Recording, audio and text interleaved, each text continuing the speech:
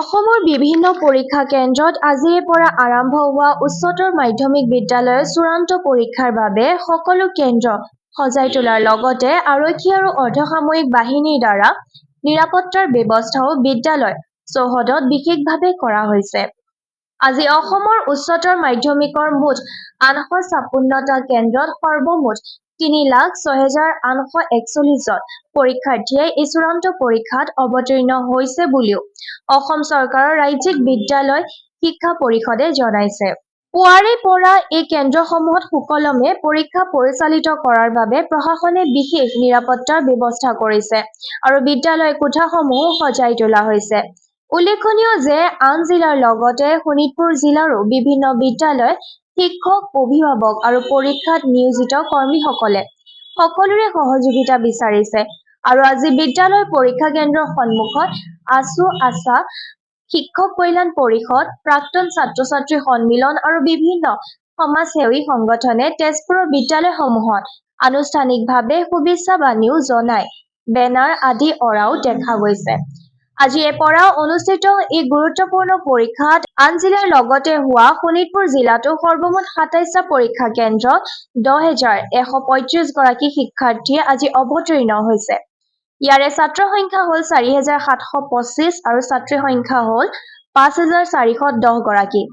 উল্লেখ্য যে বিগত বছৰৰ দৰে এইবাৰো ছাত্ৰ-ছাত্ৰীৰ সংখ্যা অধিক পৰিলক্ষিত হৈছে। তেজপুৰৰ তেজপুৰ মহাবিদ্যালয় আৰু তেজপুৰ চৰকাৰী উচ্চতৰ মাধ্যমিক বহুমুখী কন্যা বিদ্যালয়ৰ মাণ্ডলিক কেন্দ্ৰ হিচাপে লৈ আজি তেজপুৰ মহাবিদ্যালয়, দৰং মহাবিদ্যালয় উপৰিও তেজপুৰ চৰকাৰী উচ্চতৰ মাধ্যমিক বিদ্যালয়, বেংগলী ল'ৰা উচ্চতৰ মাধ্যমিক বিদ্যালয়, বিহগুৰি চন্দ্ৰনাথ শৰ্মা উচ্চতৰ মাধ্যমিক, বিহগুৰি উচ্চতৰ মাধ্যমিক বিদ্যালয় আৰু তেজপুৰ কলেজিয়েট উচ্চ মাধ্যমিক বিদ্যালয়তো অনুষ্ঠিত হৈছে।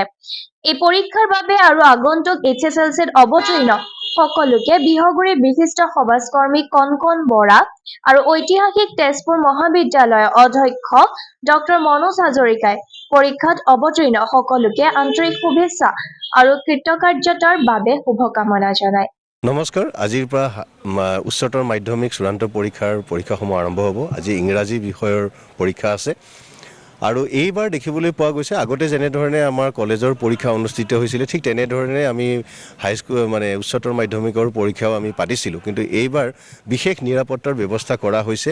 ইয়াত কোৱা হৈছে যে পুলিচৰ দ্বাৰা, আৰক্ষীৰ দ্বাৰা এইবাৰ ফিস্কিং কৰি পেলাই ছাত্ৰ ছাত্ৰীক সোমাবলৈ দিয়া হ'ব আৰু কোনো কাৰণতে যাতে মোবাইল ফোন জাতীয় বা তেনেকৈ ইলেক্ট্ৰনিক্স ডিভাইচ তেওঁলোকে লৈ পৰীক্ষাগৃহত সোমাব নোৱাৰে, তাৰ কাৰণে কঠোৰ ব্যৱস্থা গ্ৰহণ কৰা হৈছে।